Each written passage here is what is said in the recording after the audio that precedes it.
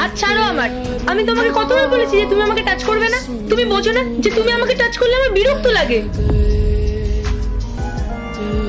তোমাকে আমি কতবার বলেছি যে রোজ আমি এই ঘরে আসার আগে তুমি এই ঘর থেকে বেরিয়ে যাবে? এই তোমার সমস্যাটা কি বলো তো? দেখো পায়েল, আমাদের বিয়ে হয়েছে 3 বছর কেটে গেছে, হ্যাঁ? তারপরও তুমি এরকম ব্যবহার করো কেন আমার সাথে? কি চাও বলো তো তুমি আমার থেকে? তোমায় না আমি একটুও ভালোবাসি না। আমাকে জোর করে তোমার সাথে বিয়ে দেওয়া হয়েছিল।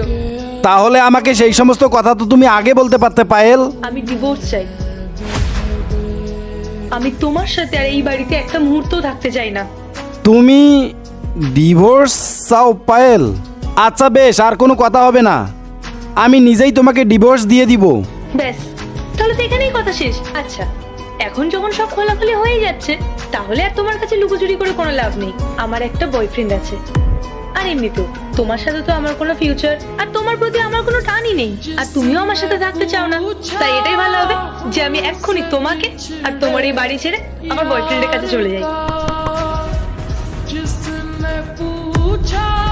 রোহিত, আমি চলে এসেছি।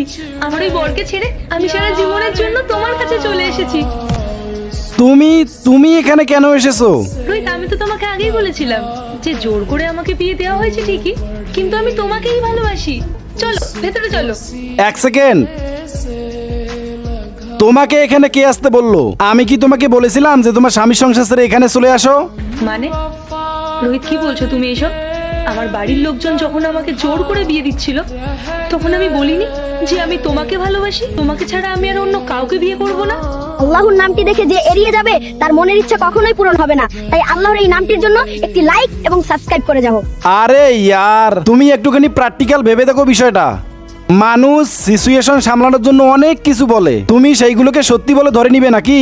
আমি তোমাকে অনেক কিছু তোমাকে বলে দিয়েছিলাম, তাই বলে তুমি কি তোমার স্বামীর সংসার সবকিছু ছেড়ে আমার কাছে এসে এইরকম ভাবে হাজির হবে? তোমার কাছে আমি হাত জোর করে বলছি, দয়া করে যাও এখান থেকে।